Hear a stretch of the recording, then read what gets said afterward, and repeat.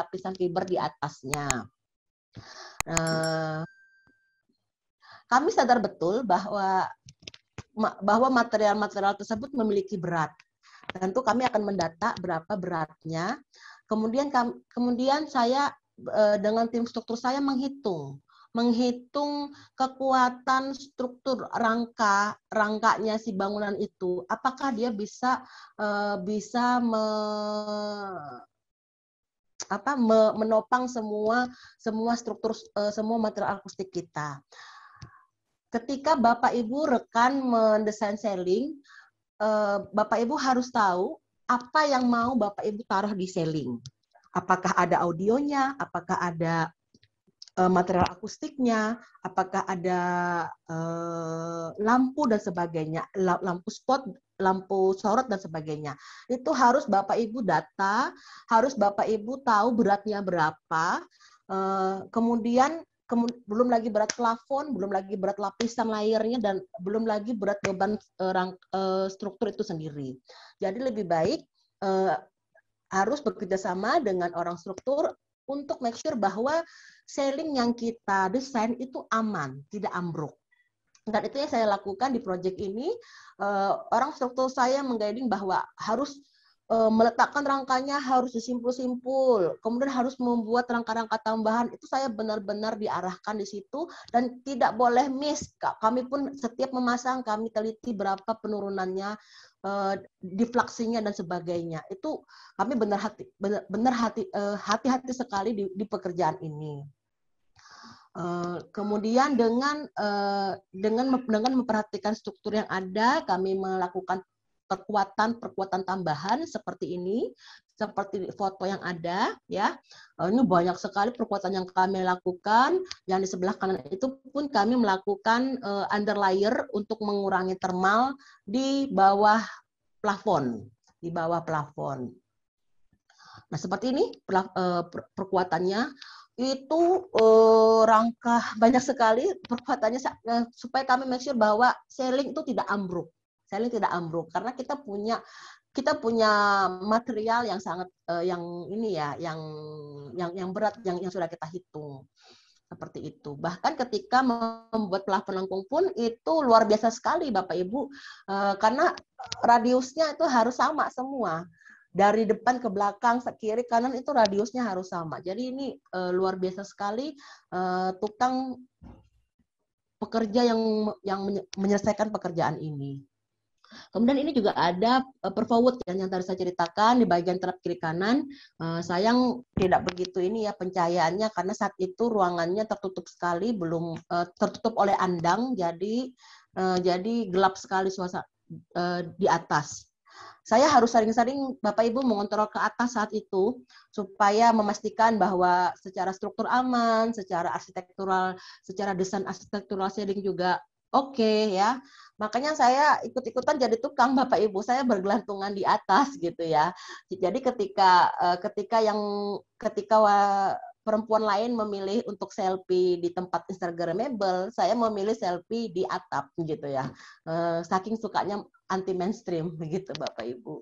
Ini saya lakukan untuk menjamin quality dan quantity kontrolnya. Kemudian ininya existingnya hasilnya seperti ini. Ini yang tadi, yang di tengah itu yang gypsum perforat, kiri kanan perforwood, lalu absorber kiri kanan serta diffuser pada bagian dinding perforwood pada bagian dinding diffuser yang maju mundur. Seperti ini. Feedbacknya bagus dari user, bahkan Bapak Bupati juga sering menggunakan ruangan ini untuk kegiatan kabupaten dan menerima tamu-tamu. Ini diffuser yang tadi saya ceritakan. Seperti itu, dan tentu saja treatment akustik yang kami lakukan itu mencapai target yang sesuai, mencapai target desain yang sesuai dengan standar sebuah auditorium, bahkan excellent untuk kategori waktu dengung atau gemaknya. Nah, kemudian saya bercerita lagi nih ya, untuk kami ada project yang lagi ongoing, home theater playhouse di Banjarmasin. Luasannya itu 42 saja. Di bagian yang di bagiannya saya lingkari yang sedang dan memang sedang ongoing. Saya beberapa hari yang lalu baru dari sana untuk melihat progres fisik di lapangan dan hal-hal yang mau kami siapkan untuk home theater tersebut. Desainnya seperti ini Bapak Ibu. Jadi sellingnya itu kita ada permainan di atas. Kebetulan untuk desain ininya saya bekerja sama dengan Alta Integra in charge untuk akustik dan desainnya in charge di sini secara desain. Jadi untuk selling kita memakai ada reflektor di atasnya dan kemudian ada absorber kiri kanan. Nah, reflektor ini untuk memantulkan suara supaya lebih terarah dan menyebar merata. Kemudian di bagian belakang kita pasang bass trap dan diffuser QRD dengan selling reflektor di atas.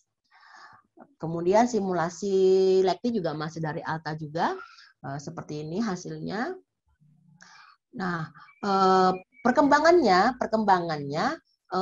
owner itu menginginkan agar ruangan ini itu terlihat clean dan elegan. Jadi mood ruangan yang seperti ini itu beliau menginginkan bahwa agar lebih elegan, dan kami memang menyadari bahwa reflektor di atas itu memang sedikit mengganggu. Karena jadi membuat ruangan itu terasa penuh gitu ya dengan ukuran 42 meter persegi.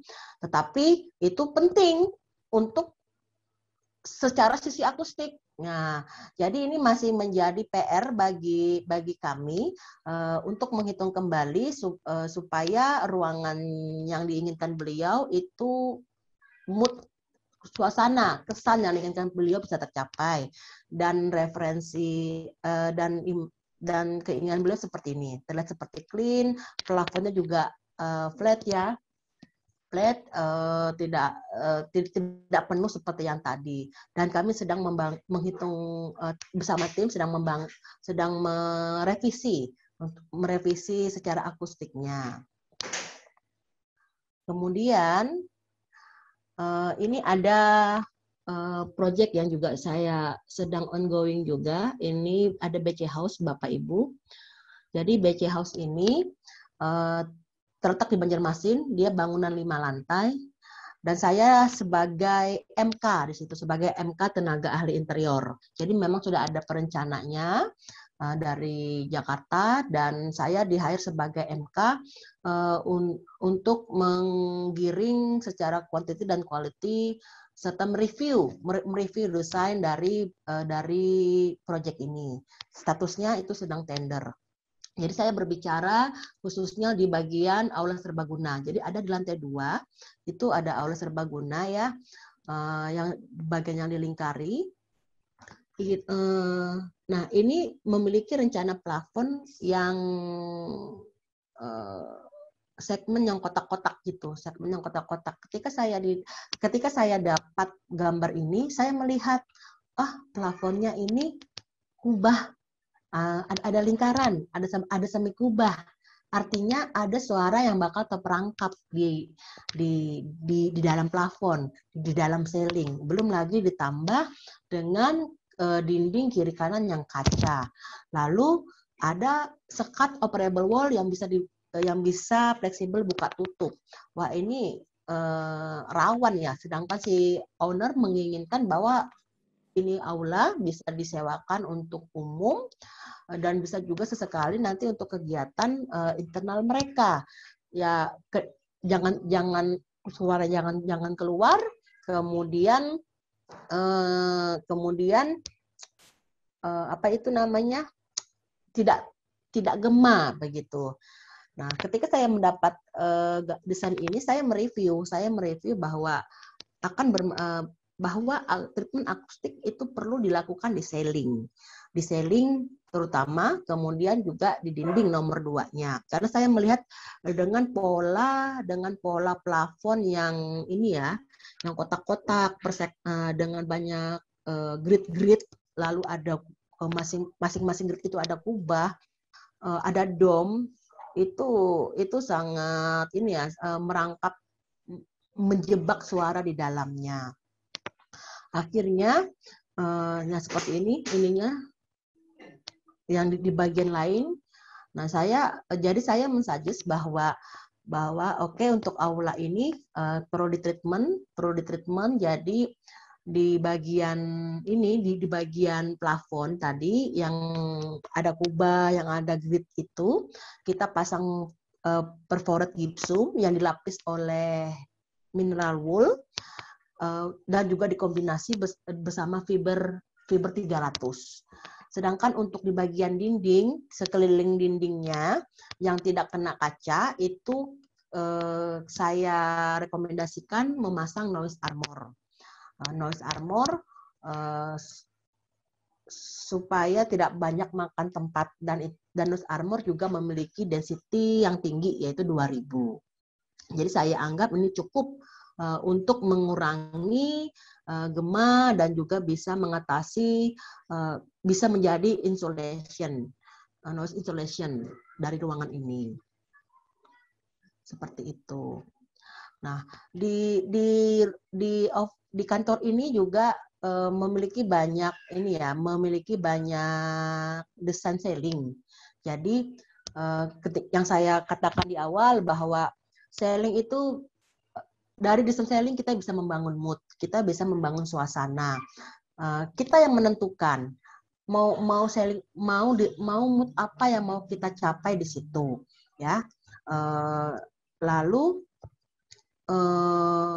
kita lihat seperti di bangunan ini, setiap lantai dia memiliki desain ceiling yang berbeda-beda. Bahkan di setiap ruangan pun ini desainnya berbeda-beda. Jadi pengennya mau apa, kitanya tuh mau apa, ruangannya tuh dijadikan untuk apa? Apakah untuk formal, apakah formal untuk ruang rapat, ataukah untuk ruang santai, maka ceilingnya mungkin lebih fleksibel, berkelok-kelok dan sebagainya. Ataukah mungkin semi-semi komersil, kan ada sekarang lagi ngetren ya, ruang kerja dengan konsep co-working space gitu ya, ceilingnya diekspos, beton ekspos gitu kan, lalu MEP-nya diekspos gitu kan, ataukah nanti mungkin mau ceilingnya kesan cozy, ruangannya kesan cozy, kita akan pasang ceiling yang bernuansa kayu. Nah, itu ditentukan oleh si desainernya sendiri, dan tentu saja harus berdiskusi dengan owner tentunya. Jadi sekali lagi, ceiling yang kita desain itu bersama lighting, bersama furniture, bersama material dinding, itu akan menjadi satu kesatuan, membentuk suasana, membentuk mood, membentuk kesan yang ingin dicapai dari ruangan tersebut. Dan tentu saja kita harus lihat juga tadi fungsinya, fungsi ruangannya itu mau untuk apa. Jangan sampai kita salah desain ceiling. Kita mau ruang rapat yang formal, tahu-taunya ceiling kita yang komer nggak dapet, dan aneh aja gitu. Kita menginginkan suasana formal, suasana elegan, tapi ceiling yang informal, ceiling yang komersil, kan aneh seperti itu ya. Cukup sekian saya rasa ya. Ini dari saya, nanti kita bisa lanjut diskusi dari rekan sekalian. Jika ada yang mau ditanyakan silahkan, dan untuk kurang lebihnya saya minta maaf ada kekurangan selama penyampaian saya. Terima kasih, saya kembalikan ke host Pak Arief. Mbak Ica, monggo. Terima kasih Bu Risma. Paparannya sangat menarik sekali, banyak sekali yang bisa kita dapatkan ilmunya nih. Terima kasih banyak. Banyakan malah Pak. kebanyakan study case-nya. Oh iya, iya, betul, betul, betul. Menarik sekali. Saya yakin pemikiran saya juga sama dengan teman-teman yang sudah bergabung hari ini. Nah, sekarang kita akan coba sharing bersama ya. Jadi kita diskusi bersama. Ada 2 pertanyaan. Jadi sebelum acara ini dimulai, sudah banyak sekali pertanyaan-pertanyaan yang sudah dikirimkan oleh para pesertanya. Ya, banyak sekali pertanyaannya. Nah, kita akan coba jawab dulu dari pertanyaan itu. Nanti setelah itu selesai, baru nanti kita akan pertanyaan secara live-nya.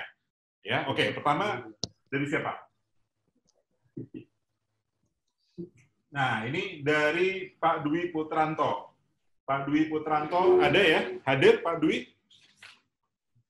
Oke. Pertanyaan dari Pak Dwi adalah bagaimana cara untuk mengatasi dinding yang lembab? Bagaimana cara untuk mengatasi dinding yang lembab? Dinding ya, padahal pertanyaannya adalah harusnya lebih ke ceiling, tapi nggak apa-apa. Mungkin Bu Risma ada punya jawabannya, Bu. Dinding yang lembab, biasanya itu kan 1, area basah. Memang area basah. 2, tidak kena sirkulasi cahaya ataupun sirkulasi udara. Yes. Gitu ya. Nah, sedangkan untuk area basah, berarti kan ada kebocoran. Perlu dilihat apakah ada yang bocor dari keramik lantai, keramik dinding, atau mungkin pipa yang tertanam di dalam dinding. Itu perlu dicek. Seperti itu untuk area basah. Sedangkan untuk area yang tidak area dinding lembab akibat tidak masuk cahaya dan udara, itu kalau masih memungkinkan, ayo kita buka sedikit, kita buat bukaan-bukaan lah supaya ada udara, supaya ada cahaya sedikit seperti itu, supaya mengurangi kelembapannya, karena itu rawan dengan lumut, rawan dengan jamur. Treatment-treatmentnya itu banyak, secara cat, secara waterproofing, itu bisa nanti sih, ini lagi sih Pak Arif, ada cara. Ini ada perlakuan khusus lagi untuk dinding yang lembab, Pak Arif. Iya. Tapi secara cat ada, secara waterproofing ada, seperti itu. Tapi yang pasti harus dilihat penyebab kenapa dinding tersebut bisa lembab. Oke. Cukup jelas, Bu. Terima kasih, Bu Risma. Pak Dwi, bagaimana? Ya. Sudah cukup jelas, pasti ya? Oke, sekarang masuk ke pertanyaan yang kedua. Dari Pak Dani Juanda. Pak Dani Juanda, mudah-mudahan hadir untuk hari ini. Jenis material yang cocok untuk ceiling. Yang bagus untuk meredam panas dari luar. Dari luar, Bu Risma. Nah, kira-kira ada jawabannya, Bu Risma? Bisa dibantu?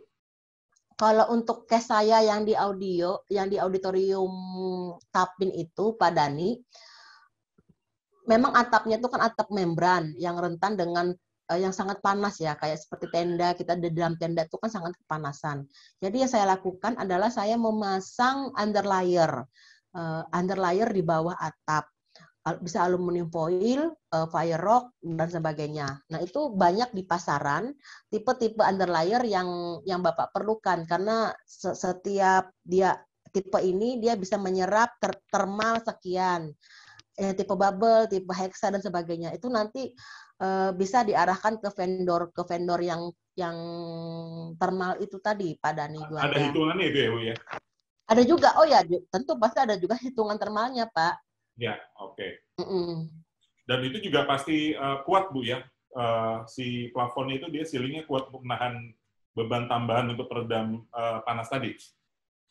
Iya, sudah diperhitungkan. Makanya dari awal kita harus mendata apa yang mau kita gantung di atas. Kita harus tahu apa yang mau kita taruh di atas. Okay. Jadi struktur sudah harus kuat, nggak harus dan plafon tidak ambruk. Nah, bagaimana kalau misalnya sudah terpasang, sudah jadi Bu bangunannya, kemudian baru hanya dipasang peredam suaranya saja, tetapi peredam panasnya tidak ada, di tengah jalan ingin ditambahkan. Tapi di awal kan belum ada hitungannya, Bu Risma. Yang itu belum ada hitungannya ya, Pak ya? Betul. Nah itu apakah tetap akan dipaksakan atau atau memang dicari solusi yang lainnya? Karena pasti kebanyakan kita menemui hal-hal yang semacam itu, Bu Risma. Betul. Untuk mendapatkan presisi, alangkah baiknya kalau ada hitungan termalnya, Pak Arif. Kalau misalnya hanya pendekatan secara subjektif, ya takutnya kan hasilnya juga tidak sesuai yang diharapkan. Gitu. Iya. Oke, terima kasih Bu Risma. Kita akan jawab pertanyaan yang lewat chat box dulu, Bu, sebelum kita lanjutin lagi yang udah bertanya ini. Oke. Yang menanyakan, apakah pemilihan warna pada pemasangan plafon atau ceiling dapat mempengaruhi luas pada ruangan yang sempit, terlebih jika dibuat model drop ceiling? Sebentar. Bisa diulang, Mbak Ica, itu pertanyaan yang mana ya? Pemilihan warna pada ceiling, terutama pada drop ceiling, apakah mempengaruhi luasan kayak gitu sih, Bu? Jadi apakah dia cerah bisa kelihatan menjadi luas ruangannya kalau dia ada drop ceiling? Kalau ada drop ceiling itu sebenarnya tips untuk membuat ruangan tampak luas. Kalau datar aja kan flat kan membosankan ya. Kalau kita, betul. Kalau kita mainkan drop ceiling kan ada suatu kesan. Nah, saya pernah merehab sebuah rumah kecil ya tipe 36. Kita tahu bahwa ruangan rumah tipe 36 itu kan dia memiliki ketinggian ruangan yang sangat minim ya, cuma 3 meter, kemudian bersih ruangan 285.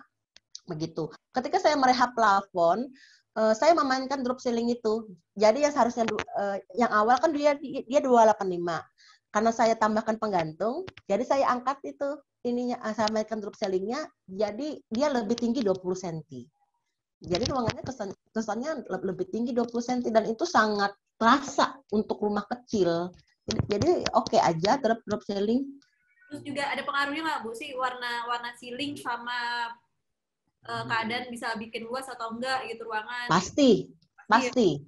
Pilih warna yang cerah untuk kesan luas, untuk kesan terang. Tapi kalau untuk mendapatkan aksen itu boleh warna-warna yang sedikit lebih tua atau mainkan warna monokrom itu sudah paling aman, Mbak Ica. Oke. Kalau misalnya warna ceilingnya gelap tapi dindingnya terang, kadang ada owner yang merasa itu tertekan karena ceilingnya gelap. Dia tidur di bawah ceiling yang gelap, seakan-akan ceiling itu mau rubuh menekan dia. Ya, iya. Jadi lebih bagus terang sebenarnya kalau ceiling ya, Bu. Betul. Kalau mau kasih warna gelap, saya suggest itu di dinding-dinding aja untuk aksen. Begitu, Mbak Ica. Oke. Terima kasih. Nah, yang kedua, kita akan coba jawab dari Pak Muhammad Irman. Apakah tingkat absorpsi suara pada ceiling lengkung lebih baik dari ceiling biasa atau lurus? Sebenarnya coba saya jawab dulu ya, Pak. Jadi untuk ceiling lengkung sama lurus itu sebenarnya kalau tingkat absorpsi itu lebih ke material penyusun ceilingnya, bukan bentuk ceiling. Nah, bentuk ceiling itu lebih pengaruh ke keteraran gelombang suara mencapai si pendengar. Saya coba liatin slide saya yang hubungan bentuk ceiling sama keteraran gelombang suara. Tadi Bu Risma juga udah sempat ngebahas ya, Bu, bisa lengkung gimana gelombang suaranya. Coba saya juga dikit tambahin sebentar.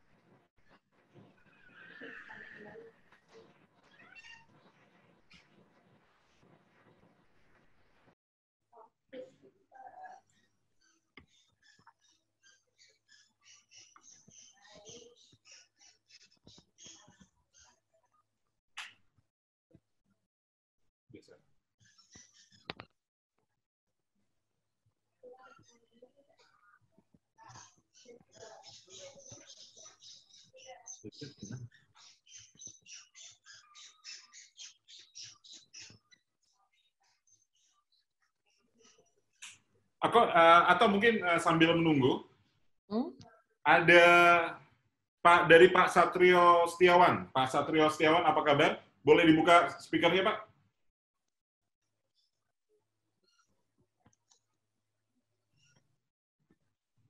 Halo, Pak Satrio. Oh, masih ini kurang, masih belum update sepertinya. Ada Pak Widianto Adi Putra. Pak Widianto, apa kabar, Pak? Pak Widi? Ya, speakernya boleh dinyalakan, Pak?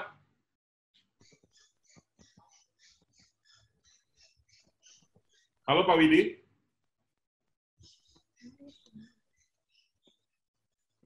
Oh, Pak Widi masih sedang bermasalah speakernya. Kita kembali ke laptop, ya, Bapak dan Ibu. Kita bisa lihat sama-sama. Jadi ini tadi sudah dijelaskan oleh Vanessa sebelumnya. Jadi ini ada beberapa pengaruh ceiling sih Pak, pengaruh bentuk plafon dengan untuk keterarahan gelombang suara. Nah, misalnya gini, misalnya ada plafon yang berundak-undak, nanti bisa persebaran suaranya. Nah, ini ada perhitungannya sendiri sebenarnya. Kemudian juga misalnya kalau dia agak melengkung, nah maksudnya bisa kita maksimalkan dia mau kita ke bawah, lengkungannya kayak apa gitu. Jadi ada pengaruhnya sih setiap bentuk ceiling sih Pak Mubu. Ini kalau misalnya dia tidak beraturan, kemudian juga ini kalau misalnya dia melengkung. Nah kalau melengkung ini ketika misalnya dia bisa kebisingannya itu atau sumbernya itu bisa di satu titik atau satu suku sih Pak gitu. Beda lagi kalau misalnya dia ketika suara mengenai kurang jelas ya, mengenai permukaan yang rata di plafonnya rata, kesebaran suaranya beda juga gitu. Nah, mana yang bagus sebenarnya itu tergantung dari kondisi ruangan tersebut juga sih Pak. Gitu. Tiap kondisi ceiling itu pasti beda untuk keterarahan suaranya. Dan yang berhubungan sama absorber sih nggak ada sih. Jadi yang berhubungan sama absorber atau koefisien daya serapnya itu lebih ke materialnya. Kalau lebih ke keterarahan ketika mengenai ceiling tersebut. Gitu sih. Jadi kalau misalnya bisa jadi juga kalau misalnya ceilingnya misalnya lurus nih, sehingga dia menjadi gema, nah kita tambahinnya material absorber atau dia lengkung, dia menyebabkan gemanya juga memusat, berarti di bagian pusatnya aja kita kasih absorber gitu. Lebih tepatnya. Kemudian kita kembali ke pertanyaan yang satu lagi.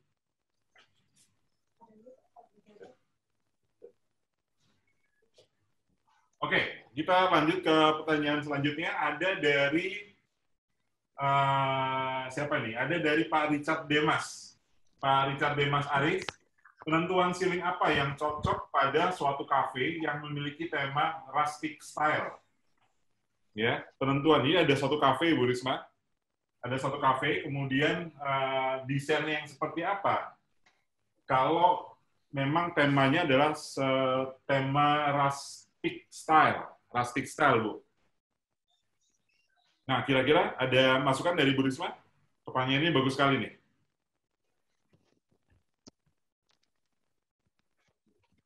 Ya Pak, sorry. Tadi ini baterai Pak. Oke, iya. Baterai tadi sempat kehabisan. Lagi ngambil baterai. Ya. Bagaimana Pak? Bu? Jadi Pak Richard ini menanyakan, jadi ada suatu kafe. Nah, bagaimana desainnya untuk kalau misalnya ada yang punya temanya adalah rustic style, Bu. Rustic style. Oke. Nah, itu bagaimana caranya, Bu? Penentuan ceiling apa yang cocok atau desainnya seperti apa? Kalau ada kafe yang punya temanya rustic style. Kafe yang temanya rustic style. Kalau boleh tahu rustic style itu seperti apa, Bu Risma, gambarannya supaya kita juga mungkin ada yang kurang jelas ya. Apa rustic, itu rustic itu kadang ini Pak, ada juga pemakaian kayu-kayu Pak. Pemakaian kayu-kayu ya. Lebih nature gitu, kesannya pasti cozy, hangat. Lebih orang juga ada menyebutnya vintage begitu ya. Tinggi. Kalau sellingnya yang pasti harus sesuai dengan tema ruangan ya. Kita nggak bisa pakai selling yang kalsi yang di plot melengkung seperti ular atau muter-muter ya kan, seperti di komersial place lainnya. Tapi bisa juga kisi-kisi kayu Pak kita pakai Pak. Terus kita kisi kayu terus nanti ada lighting di sela-selanya itu bagus Pak. Seperti yang di slide saya itu kan kami main kisi-kisi kayu Pak. Tidak beraturan lampunya atau mungkin juga kisi-kisi kayunya dibuat tidak lurus tapi melengkung seperti itu boleh. Tapi saran saya juga karena itu kafe ya, karena kafe pasti dengan saya rasa perlu juga ada treatment akustiknya juga Pak supaya karena dengan banyaknya kisi-kisi itu kan suara tuh jadi ini ya, jadi tidak beraturan Pak nyebarnya. Jadi kita perlu ada treatment akustik di beberapa bagian seperti itu.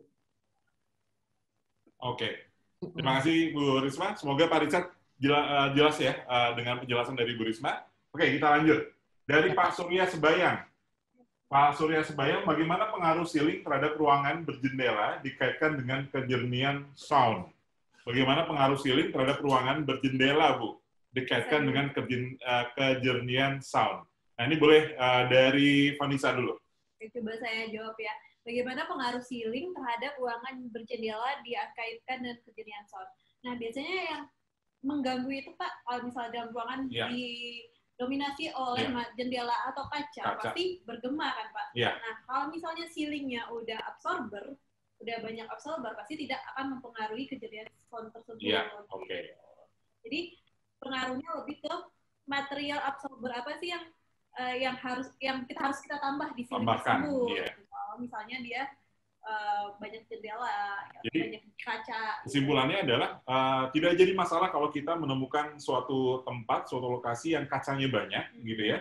Tapi kita harus menentukan juga caranya supaya ada bagian-bagian yang bisa kita tambahkan absorbnya, sehingga suaranya menjadi enak. Karena kaca ini memang dia fungsinya pantulannya keras, ya, pantulannya keras. Jadi itu yang memang harus diperhatikan.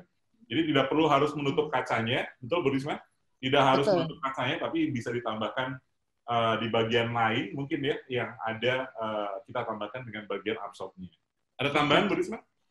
Ya, ini mirip dengan desain yang sedang saya kerjakan, Pak Surya Sebayang. Saya sedang mengerjakan GOR di Kalsel juga ya, GOR tipe B, di mana GOR itu kan didominasi oleh bukaan jendela, roster kan untuk penghawaan ya gitu.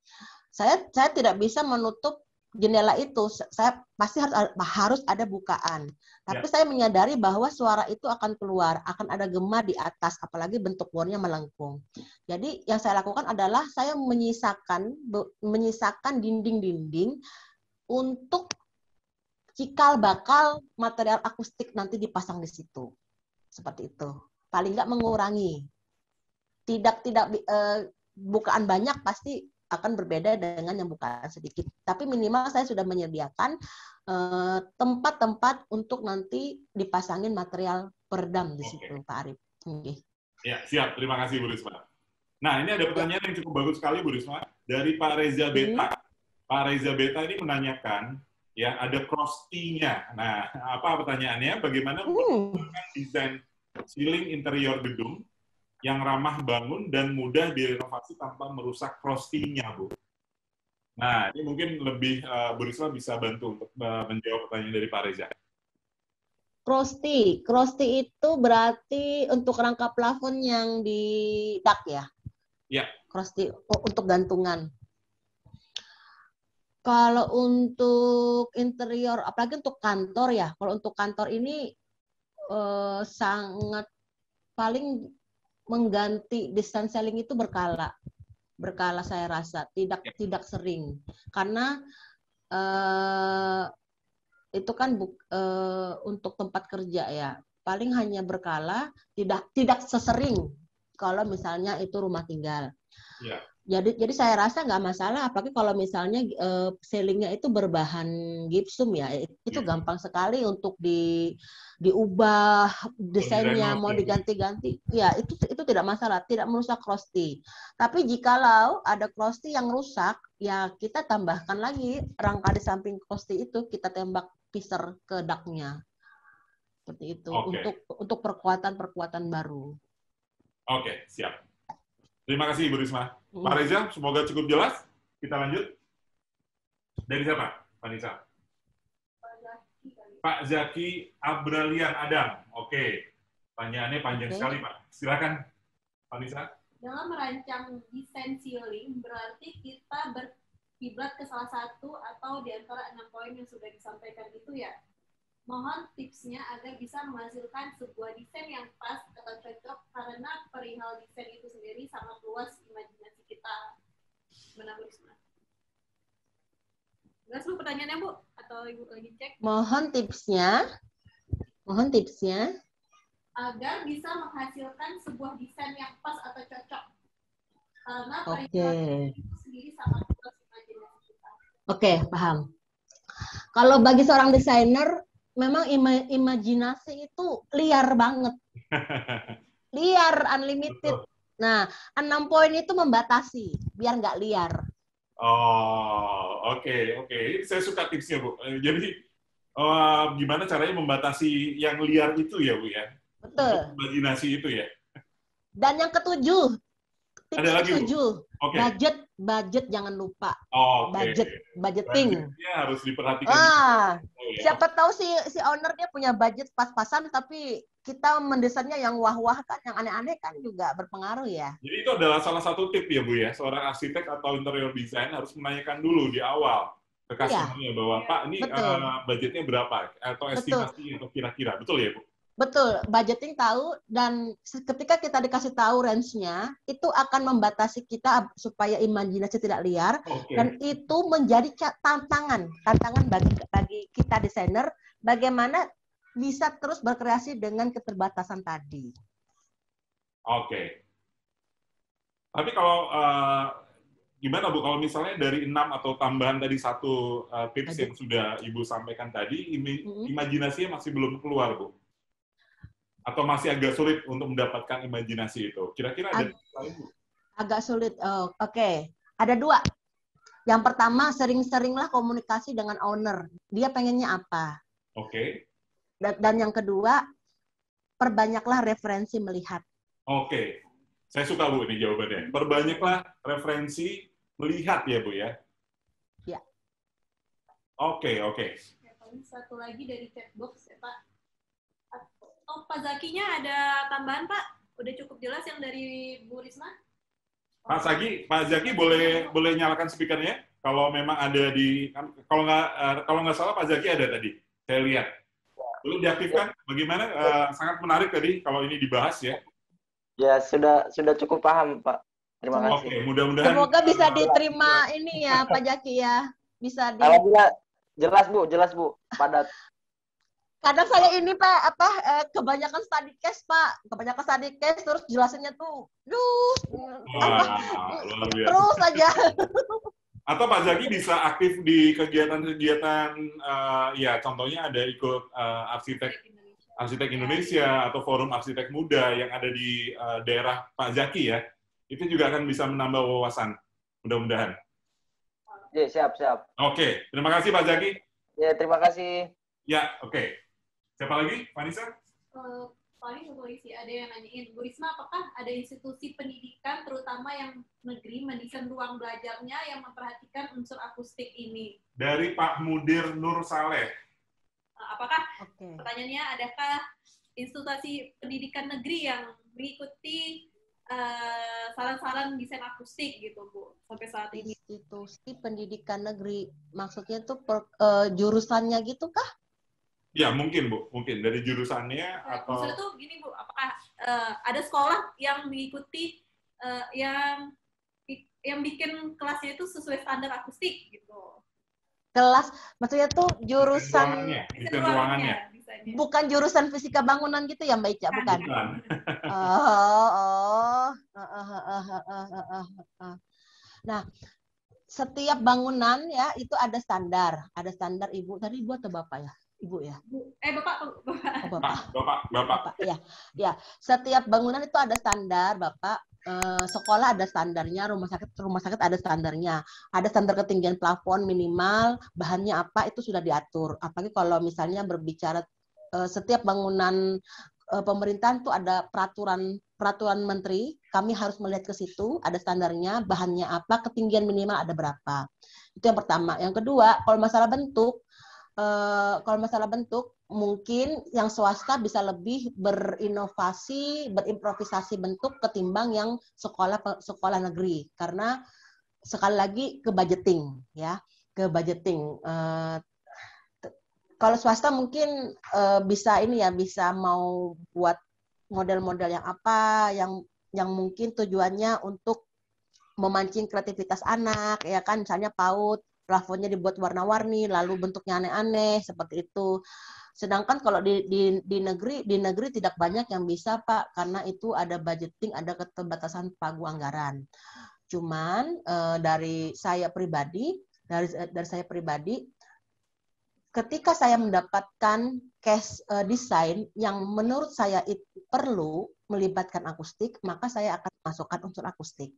Seperti itu. Ketika saya mendapatkan interior yang saya rasa bahwa ini perlu nih akustik masuk, perlu ini audio masuk, maka saya akan memasukkan unsur-unsur itu. Sekolah mungkin kalau di ruang kelas standar ya untuk desain plafonnya flat ataupun berterap yang sederhana. Tapi jika misalnya sekolah itu memiliki audio visual, nah tentu saja lagi unsur akustiknya harus masuk. Interior desainnya harus masuk, lighting harus masuk, audio juga harus masuk. Seperti itu, Pak. Oke. Kira-kira mudah-mudahan bisa menjawab. Ya, terima kasih Bu Risma. Siapa? Mungkin dari Ibu Nina. Ibu Nina Indria. Ibu Nina Indria, apa yang membedakan desain ceiling di tiap ruangan yang berbeda fungsi ruangannya? Membedakan desain ceiling di tiap ruangan yang berbeda fungsi ruangannya. Kalau dari Vanessa? Jadi kalau coba saya jawab, kalau misalnya yang membedakan ya fungsi ruangan itu sih Pak. Kemudian juga kayak material yang berada di ruangan tersebut. Kalau misalnya nih materialnya lebih banyak absorber dan nggak butuh ceiling dan nggak butuh lagi penambahan misal ceiling di ceiling, berarti nggak usah gitu. Kemudian juga ada nih, bisa juga misalnya di ruangan tersebut tidak bisa ditambah material absorber. Kita bisa main di ceiling tersebut untuk biar agar suara di dalam ruangan tersebut tersebar. Gitu. Jadi kita lihat dulu sikonnya seperti apa, baru kita bisa ambil solusinya. Oke, terima kasih Bu Nina pertanyaannya. Selanjutnya dari Pak Suwandi Tinus. Pak Suwandi Tinus tanya, mohon diperbanyak contoh gambar foto desain arsitektural ceiling. Ya, tadi udah disampaikan di presentasinya. Yang dari Bu Risma sepertinya sudah cukup banyak sekali. Oke, siapa lagi? Tambah lagi dong, masih lama waktunya. Ya, Bu Risma silakan pilih satu orang yang pertanyaannya bagus menurut Bu Risma ya. Nanti dia mendapatkan hadiah. Tapi tunggu dulu Bu, masih belum. Ini banyak sekali. Masih banyak. Oh iya. Dan ini sangat mereka ingin disampaikan paparannya ya, tapi nanti bulan depan atau bulan-bulan berikutnya oleh Bu Risma loh ini. Luar biasa. Oke, siapa lagi? Cara memaksimalkan akustik ruangan untuk minimal gema dengan budget minimalis. Nah, misalnya budget minimalis nih Pak. Budget Bu ini. Nah, coba budget. Saya suka nih Pak. Ya, coba kita jawab. Ngomong-ngomong uang ini rame Pak. Rame, betul. Mungkin coba saya jawab dikit yang saya tahu sih untuk minimalkan budget ini mungkin dari awal itu si akustik ini udah harus diperhatikan ya Bu. Jadi dari desain awal itu kita harus udah memperhatikan akustik, terus juga udah ngobrol sama orang konsultan akustik. Jadi sehingga tidak ada penambahan biaya di belakang lagi gitu. Kalau misalnya akustiknya terakhir nih, pasti nanti harus dirombak lagi ruangan yang udah jadi kita bikin. Betul. Jadi dari awal itu harus udah mendiskusikan akustik dari awal tahap desain, benar nggak Bu? Nah, kalau dari Bu Risma?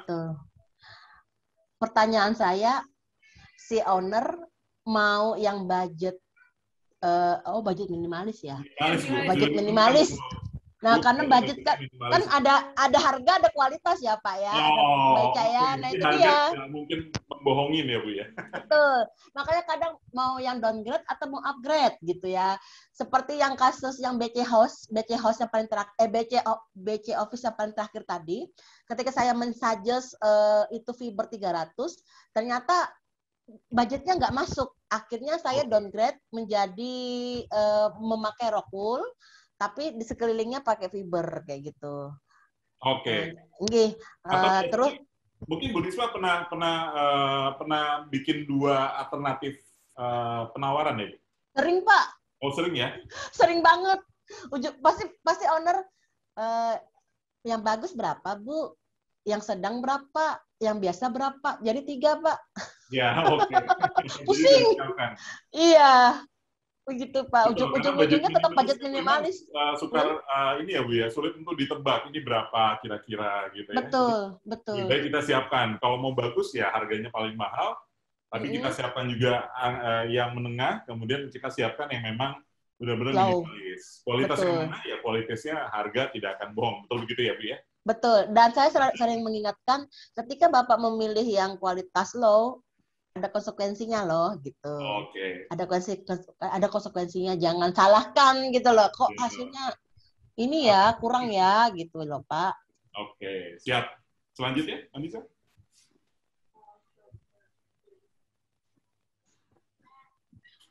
Ini ada pertanyaan, bagaimana cara mengurangi gema di dalam ruangan? Bagaimana cara mengurangi gema dalam ruangan, Vanessa? Ya, paling ya seperti yang juga udah sama sih pertanyaan yang dari tadi ya, Pak. Dengan penambahan material absorber dalam ruangan. Bisa di dinding, bisa di plafon. Nah, kalau misalnya di dinding nggak bisa di plafon. Itu sih. Dan itu biasanya tuh penambahan absorbernya itu sekitar 30% dari total luas permukaan, Pak. Cukup 30% saja, ya? Perlu semuanya. Kalau semuanya kita tambahin material absorber, malah nanti suaranya nyerap semua dan suaranya mati. Iya, dan suaranya mati. Gitu. Iya. Menarik, Mbak Ica. Ada yang bertanya dari Mas Dani Fitrianto. Mas Dani Fitrianto, oke? Paling terakhir, ya. Budgeting minimalis akustik untuk masjid. Kemudian, ini kan sering ya, ditutup dinding full marmer. Kan pasti mantul ya, Pak ya? Mbak Ica ya. Seperti itu. Marmernya udah mahal-mahal dipasang, masa iya ditutup absorber gitu kan? Marmernya, iya. Kalau karena kita berbicara selling ya, mungkin begini Pak Dani, kembali lagi sih sebenarnya harus presisi ya. Kita ada perhitungan akustik, melibatkan akustik engineering, dan di situ akan kelihatan bagian mana yang perlu ditreatment, plafonnya, kubahnya, dindingnya, dan yang pasti siapa tahu tidak semua dinding yang tadi udah dipasangin marmer yang mahal-mahal tertutupi oleh absorber, mungkin tidak semuanya, hanya berapa persen saja yang dipasang peredam. Dan seperti yang beberapa case yang saya tangani itu ada yang unsur kubah. Nah itu tuh pun ada melalui perhitungan juga Pak Dani, kubahnya tuh diapain gitu supaya suara tidak terperangkap di dalam, seperti itu yang Mbak Ica ya. Kalau kubah memang agak-agak ini ya, penanganannya agak-agak rewel. Benar, Bu. Betul. Ada pengaruhnya juga sih dari peletakan speaker juga sih, Bu. Iya, betul. Speaker ya, pastinya. Baiknya speakernya itu jangan diarahkan ke lantai, sebaiknya diarahkan ke jemaah gitu, sehingga tidak langsung memantul ke atas. Bisa kayak gitu juga, Pak. Gitu. Iya. Betul. Nah, kalau boleh tahu, Bu, permasalahan di tempat ibadah ini kan memang yang sering itu dari gereja dan masjid ya, Bu ya. Kalau masjid karena memang kubahnya, ya, kemudian mungkin ada yang marmer tadi, contohnya dari pertanyaan barusan. Kalau dari gereja itu sama, Bu, permasalahannya? Monumentalnya itu, Pak, monumental kan tinggi plafonnya, 13 meter, 9 meter. Monumentalnya akibatnya tuh suara sering terperangkap di atas. Nah, yang kasus yang saya paparkan itu kan di GK itu plafonnya tidak ditreatment karena keterbatasan budget. Jadi kan disuruh milih plafon atau milih dinding. Ya udah dinding aja gitu kan. Tapi ya kembali lagi pasti masih ada minusnya, Pak. Karena suaranya kan mantul ya di atas gitu, Pak. Oke. Di plafonnya, Pak, karena monumental itu, Pak. Terjebak di atas. Siap. Oke. Terima kasih. Mungkin ini kita tinggal 2 menit lagi nih, Pak. Mungkin Ya. ada yang udah hadir mau langsung bertanya tanpa harus ngetik gitu. Ya. Silakan mungkin. Silakan. Saya beri kesempatan satu pertanyaan dari yang sedang online yang hadir pada hari ini. Satu pertanyaan, speakernya boleh dinyalakan, kemudian boleh langsung bertanya ke Vanessa boleh, ke Bu Risma atau kedua-duanya juga boleh. Jangan ke saya tentunya. Oke, silakan. Pak Abdi Situmorang. Sebelum Bapak tadi mau minta izin untuk keluar ya. Nah, ini sebelum ada Pak, ini ada 2 menit, 3 menit. Silakan kalau boleh bertanya. Pak Dodi Rahmadi mungkin? Enggak ada.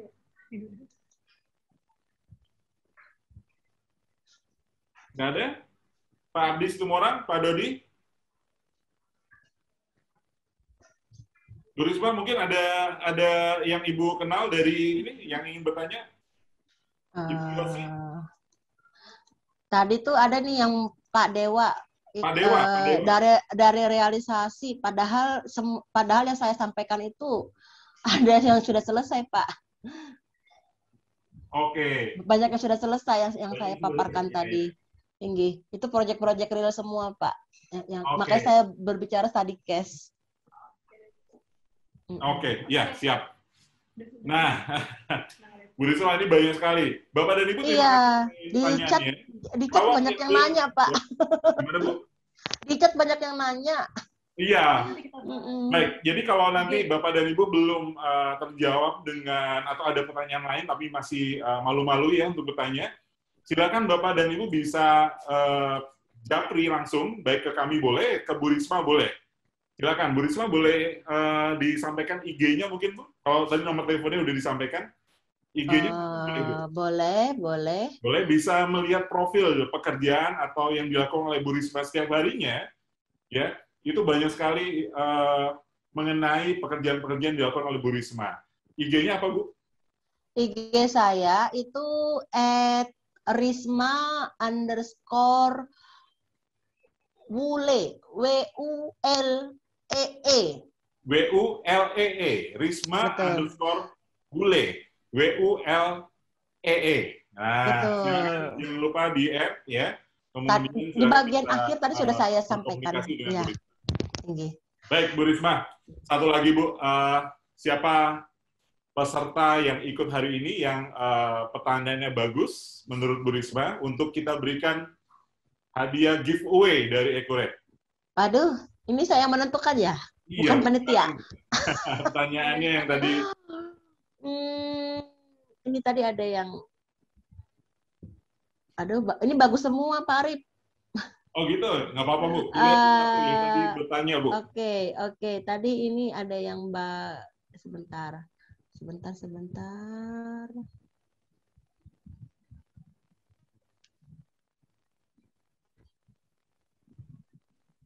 Yang ini, yang dari Mas Dani. Mas Dani. Dari siapa tadi ya? Saya lupa. Yang tadi nanya tentang ubah masjid. Oh iya, Pak Dani. Siap.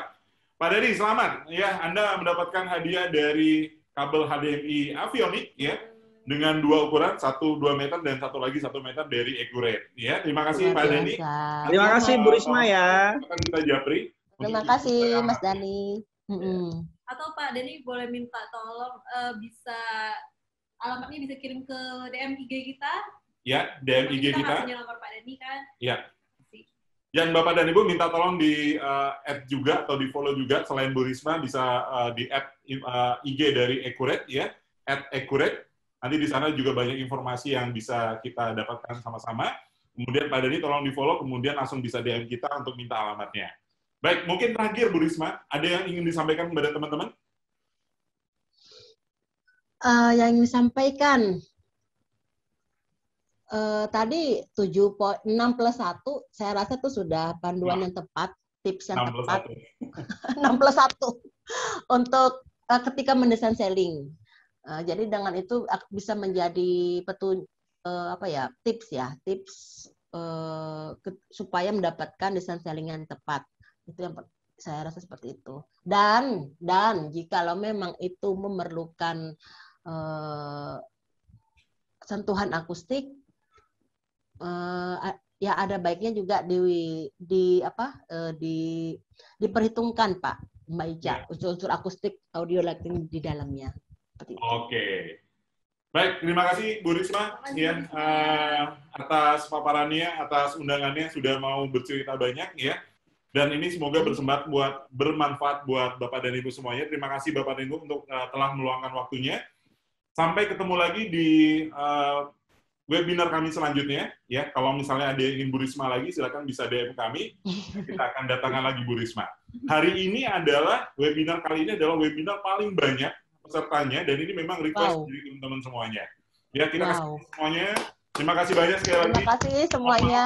Kekurangannya, Bapak dan Ibu, Bu Risma, sekali lagi terima kasih. Sehat-sehat untuk kita semuanya. Sampai jumpa lagi di acara Accurate selanjutnya.